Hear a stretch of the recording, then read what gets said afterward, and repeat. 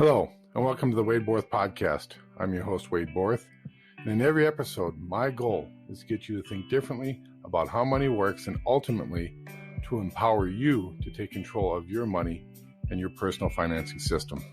So it's never too early to start retirement planning. This is a great subject because people, at least in my experience, this thought process doesn't bubble up in their head until they're 55 years old, because now it becomes urgent and important. And if you think about it from a standpoint of climbing Mount Everest or climbing any mountain, not that I'm a mountain climber, but I can just only imagine that if you're a mountain climber, you don't just get dropped off halfway up the mountain and then get there and then say, okay, now my glide path or my pathway to retirement starts like going down this mountain. It's that generation of income. But it's a lifetime process. If you truly want to get to the point where you want to retool and re-engineer yourself at a later date, then we have to do some planning. And the earlier we start, the better it is, right? So it's just that it's a gradual climb versus a very straight up climb. And that's the whole idea behind this, never too early to start retirement planning. And there's some things that we have to think about when we go down that pathway. You know, the first one is take advantage of compounding interest. If you ask somebody, hey, would you rather have $1 million or would you rather have 1 penny a day every day, and we'll just double that amount every day? A lot of people might say, I'll take $1 million versus that person that takes a penny. And then the next day they take 2 pennies. The next day they take 4 and they take 8 and so on and so forth. What happens is by the 30th day, you got about $10 million. That's the power of compounding interest.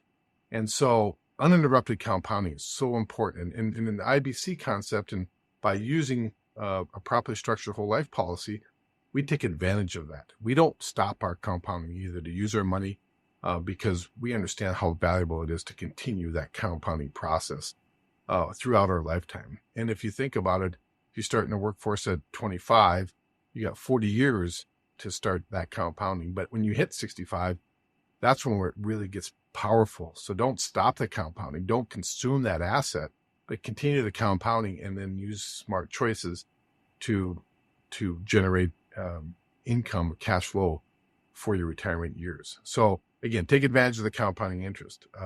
Next point, explore your options.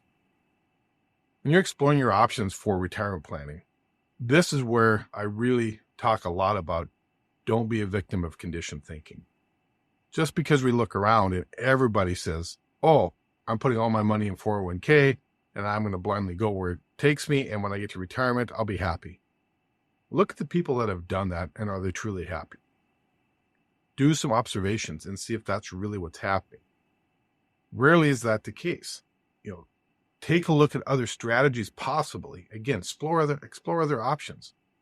I look around and I say the people that have the best quote unquote retirement years are those that are getting income by not consuming their asset or because they have a passive source of income. And there's a lot of different ways to do it. And that's partly goes on to you is to say, okay, what is it that I like, that I enjoy, that I understand that can generate me a passive income now and, through my retirement years. And it never stops, right? So, it's that mailbox money. Find those ways. Don't just blindly follow the herd because, if the herd's running over the cliff, by the time you discover that you're ran over the cliff, you're about 10 minutes too late. So just think about exploring different options. Pull your head up, look around and find those people and emulate those people because success leaves clues. And so look at those people that are really, truly generating passive income and not doing it like everybody else. The next point we want to think about when we're talking about it's never too early to start planning for retirement is take control of your financial future. Let me say that again. Take control of your financial future. What do I mean by that? So I've been doing this business for a lot of years. And what I find is everybody wants to get their money, give it to somebody else, and never think about it or look at it again. That's a problem. This is your livelihood once you stop working. You need to be the person that's in control. You need to be the person that is responsible. This is a major decision. Once you hit retirement, let's say you decide to retire at age 65. You got 30 plus years that you have to make sure that those decisions are the right decisions. So you should be engaged. You should be the one that is responsible instead of turning your money over to somebody else. And when it doesn't work out, what happens is everybody wants somebody else to blame. But the matter of the fact is, it's like I tell my son when he drives, Just because you're in the right and you got into an accident doesn't mean that you didn't get into the accident. You need to take control of your retirement planning process and be the one that's going to be responsible. The next point is make smart money moves. So what does that mean? Make smart money moves. We have to respect our money, period. And what we do with our money, and we have to look around and say, well, how am I respecting other people's money? How much do I love my family? And do I love my family more and myself more than I love Wells Fargo? Here's a basic concept when it comes to infinite banking. When I put my money to work, I have to make sure that it gets paid back with principal and interest with whatever we're doing. So again, we have to love our family more than we love Wells Fargo. Because if we use somebody else's money, if we use the bank's money, whatever bank it might be, we pay back with principal and interest. Why don't we do that with ourselves? And if we understand that and we can apply that earlier in our lives, we're going to have a much bigger pool of money when it comes to time for retirement. And so applying those principles throughout our lives will make us, put us in a much better position when it comes to retirement. And then the next point is analyze your goals.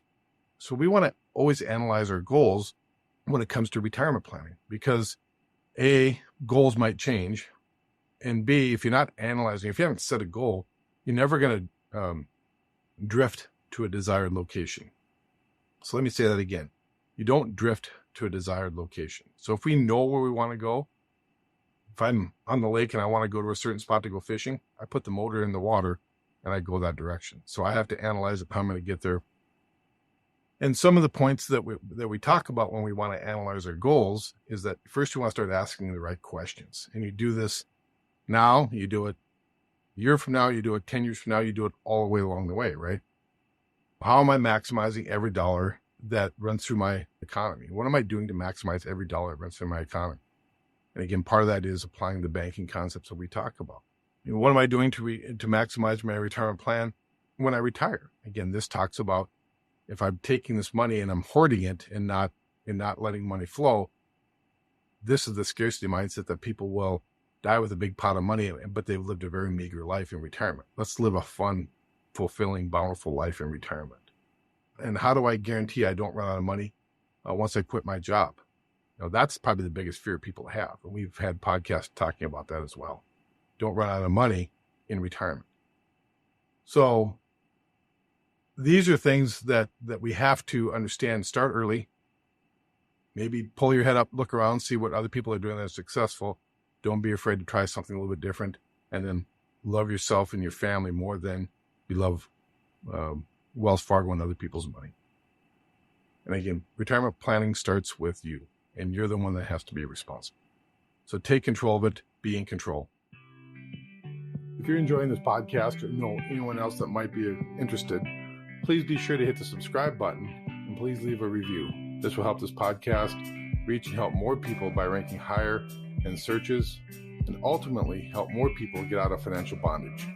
And don't be afraid to share this podcast with your friends and family, as we can be easily found on Apple Podcasts and Spotify.